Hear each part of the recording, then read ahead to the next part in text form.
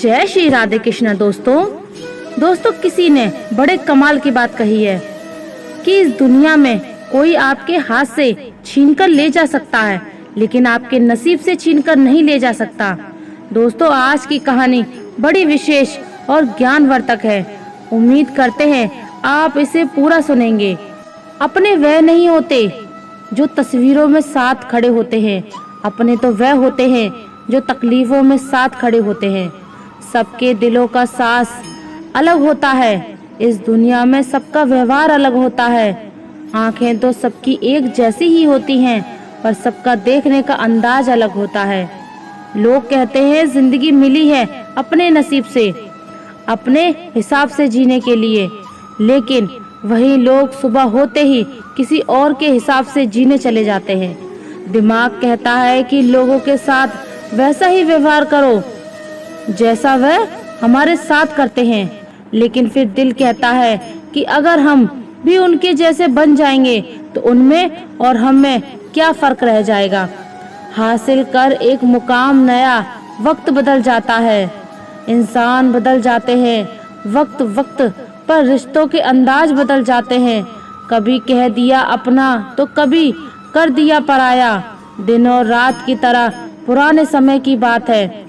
एक महान विद्वान ब्राह्मण थे जिसका नाम आचार्य त्रिपाठी था। आचार्य के परिवार में सिर्फ वह, उसकी पत्नी और उसका एक छोटा बेटा था। आचार्य का अधिकांश समय अध्ययन और लेखक में ही व्यतीत होता था। उन्होंने कई महत्वपूर्ण पुस्तकें और ग्रंथों की रचना की थी, परंतु अपने लेखन और ज्ञान में इतने व्यस्त रहते थे कि अपने इकलौते पुत्र अर्पण पर ध्यान नहीं देना पाते थे। एक दिन आचार्य की पत्नी ने उनसे कहा, क्या आपको अपने इकलौते पुत्र से कोई प्रेम ममता नहीं है या नहीं?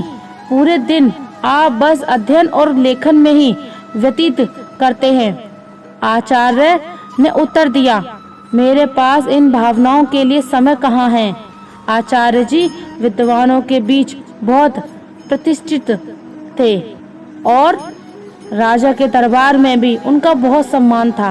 राजा ने कई बार उन्हें अपने दरबार में सलाहकार बनने के लिए अनुरोध किया था, लेकिन आचार्य हमेशा ये कहकर इनकार कर देते कि महाराज, आपकी सेवा में आने पर मुझे आपकी चापलूसी करनी पड़ेगी, जो मैं नहीं कर सकता।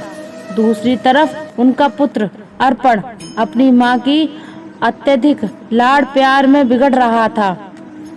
वह पाठशाला जाने की वजह लड़कों के साथ समय बिताने लगा। आचार्य अपने लेखन और अध्ययन में इतने व्यस्त रहते थे कि उन्हें अपने पुत्र की हरकतों का पता ही नहीं चलता था। अर्पण ने जुआ खेलना शुरू कर दिया और समय के साथ मंदिरापान भी करने लगा। उसकी संगत कुछ चोर उचक्कों के साथ हो गई। एक दिन की बात है, अर्पण अपने चोर दोस्तों के साथ मंदिर में चोरी करने के लिए जाता है, और जब वह तीनों मंदिर में चोरी कर रहे थे, तभी एक पहरेदार ने उन तीनों को चोरी करते हुए पकड़ लिया और उसे पकड़कर सीधे राजा के पास ले आए और बोले, महाराज, ये लड़के मंदिर में चोरी करते हुए पकड़े गए हैं और इनमें से एक आचार्य जी का पुत्र अर्पण है। यह सुनकर राजा भी चिंतित हो गए कि ज्ञान और धर्म का उपदेश देने वाले आचार्य का पुत्र चोरी में लिप्त है।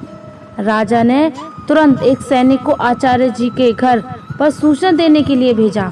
सैनिक ने जाकर कहा, आचार्य जी, आपका बेटा राजमहल में है, उसे मंदिर में चोरी करते हुए पकड़ा गया है। यह सुनकर आचार्य जी ने कहा, ओ, ये क्या हो गया? मेरे मुंह पर काली पुत गई, अब मैं किसी को क्या मुंह दिखाऊंगा? उनकी पत्नी ने कहा, महाराज, आपका बहुत सम्मान करते हैं, आप चाहें तो उसे माफी मिल सकती है। आचार्य जी ने उत्तर दिया, नहीं, मैं एक अपराधी की सिफारिश नहीं कर सकता, यह भी एक अपराध है। उसकी पत्नी ने धमकी दी, अगर आप राजा के पास नहीं जाएंगे तो मैं अपनी जान दे दूंगी।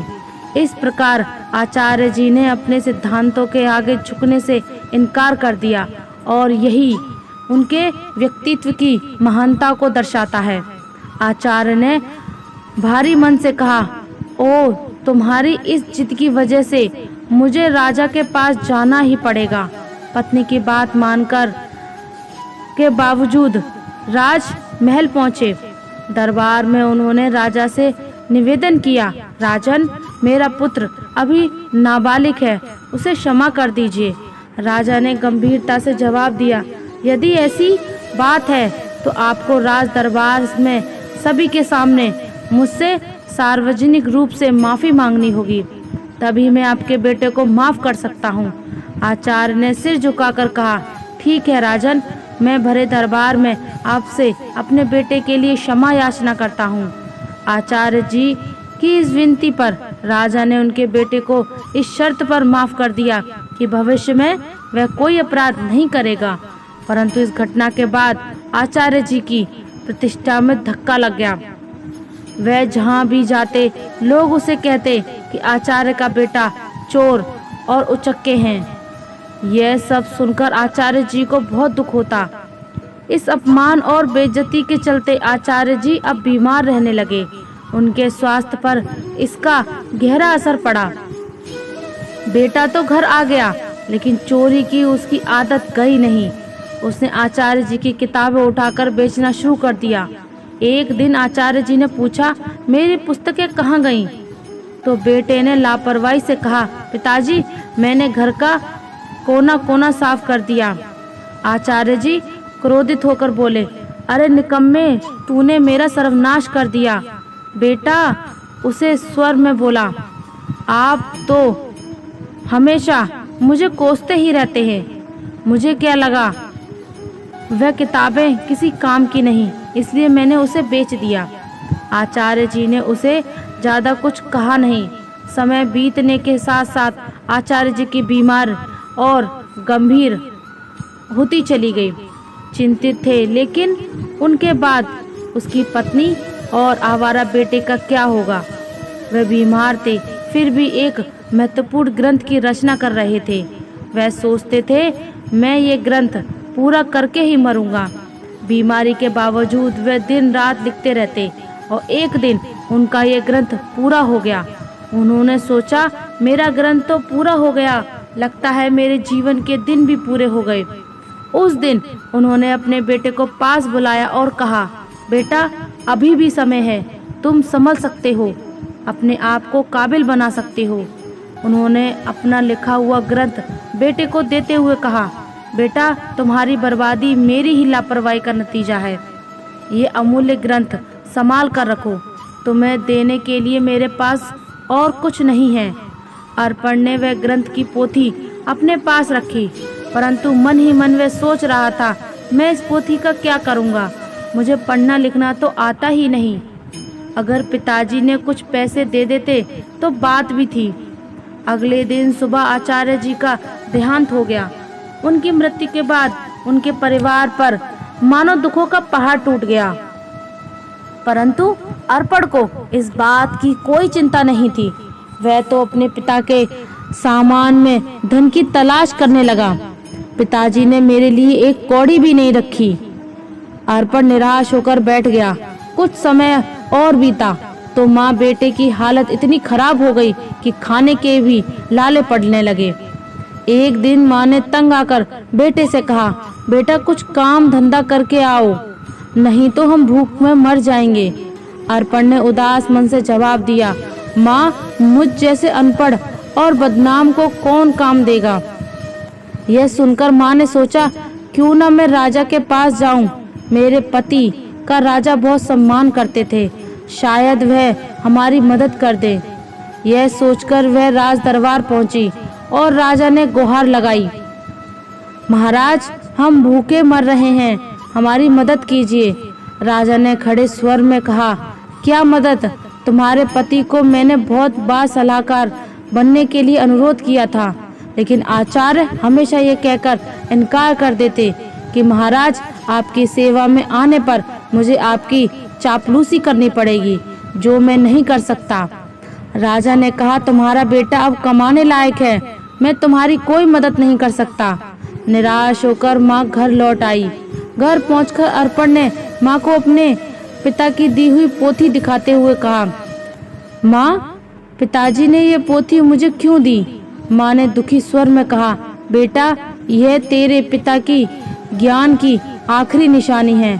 अर्पण ने उस पोथी को पढ़ने की कोशिश की, पर वह उसके लिए काला अक्षर भैंस बराबर थी। कुछ सोचकर वह अपने पड़ोस के रामू काका के पास गया और बोला, रामू काका, आप तो पढ़े लिखे हैं, क्या आप मुझे इस पोथी का मतलब बता सकते हैं? रामू काका ने पोथी खोलकर देखा और बोले, इसमें तो बहुत कठिन श्लोक लिखे हैं, इनका अर्थ तो कोई महापंडित ही बता सकता है। अर्पण निराश होकर वापस लौट आया। उसने कई जगह काम ढूंढने की कोशिश की, पर अपनी बुरी छवि के कारण किसी ने उसे काम पर रखने से इनकार कर दिया। वह जहाँ भी जाता लोग उसे दुत्कार कर भगा देते थे। इस बीच उसकी माँ भूख और बीमारी से कमजोर होती चली गई। अपनी माँ की लाचारी और उसकी भूख को देखकर अर्पण ने खाने का इंतजाम करने की ठानी और घर से निकल पड़ा। चलते चलते उसकी नज़र एक बगीचे पर पड़ी जिसमें फलों के पेड़ लगे थे। उससे रहा नहीं गया और वह बगीचे के अंदर चला गया। अर्पण ने जल्दी से कुछ फल तोड़े, लेकिन तभी बगीचे का पहरेदार वहां आ गया। सहयोग से वह बगीचा महाराज का था। एक बार फिर अर्पण को पकड़कर महाराज के सामने पेश किया गया। पहरेदार ने कहा, महाराज, यह आपके बगीचे में फल चुरा रहा था। राजा ने गुस्से में कहा, अरे, तुम्हारी अब तक आंखें नहीं खुली? तुमने फिर से चोरी की?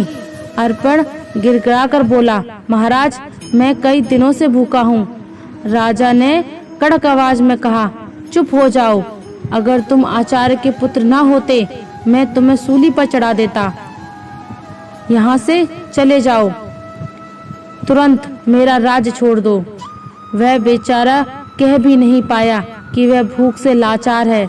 राज्य से निकाले जाने की सजा पाकर वह बेचारा अर्पण घर लौटा तो उसकी माँ की मृत्यु हो चुकी थी, क्योंकि कई दिनों से उसने कुछ भी नहीं खाया था और उसे हमेशा चिंता सताती रहती थी कि मेरे जाने के बाद मेरे बेटे का क्या होगा।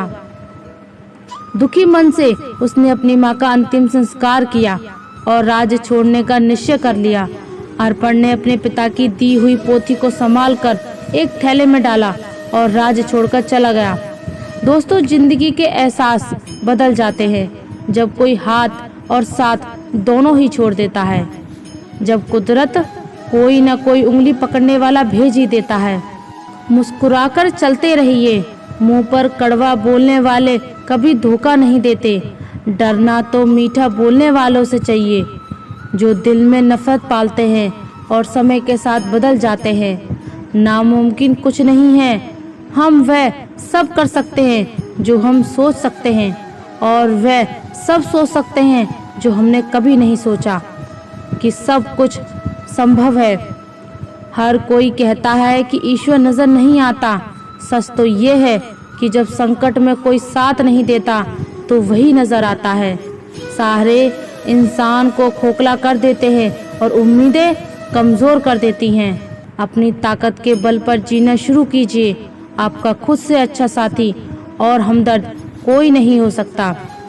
वक्त आपका है, चाहो तो सोना बना लो, चाहो तो सोने में गुजार दो। अगर आप जानते हैं कि आप वाकई में सही हैं, तो लोगों को जो चाहे कहने दो। फिर पीठ पीछे आपकी बात चले भी तो घबराना मत, क्योंकि बात उन्हीं की होती है जिनमें कोई बात होती है। बढ़ते रहे कदम बस मंजिल की ओर, कुछ मिले ना मिले तजुर्बा तो नया होगा। भूमि पर फल के लिए श्रम सबको करना पड़ता है। परमात्मा सिर्फ लकीरें देता है, उसमें रंग हमको भरना पड़ता है। हौसला ना हार, गिरकर ए मुसाफिर, अगर दर्द यहाँ मिला है तो दवा भी यही मिलेगी। दोस्तों, जीवन में जो होना है वह होकर रहेगा। यह कहानी सिखाती है कि अगर आपकी बुराइयां आप पर हावी हो गई हैं तो आपका अंत निश्चित है। इसलिए बुराइयों को अपने ऊपर हावी मत होने दो। इस कहानी को सुनने के लिए धन्यवाद। दोस्तों, मिलते हैं अगली वीडियो में एक नई सीख के साथ। और अगर आप हमारे चैनल पर नए हैं तो चैनल को सब्सक्राइब कर लीजिए और कमेंट में जय श्री राधे कृष्णा जरूर लिख दीजिए। धन्यवाद। जय श्री राधे कृष्णा।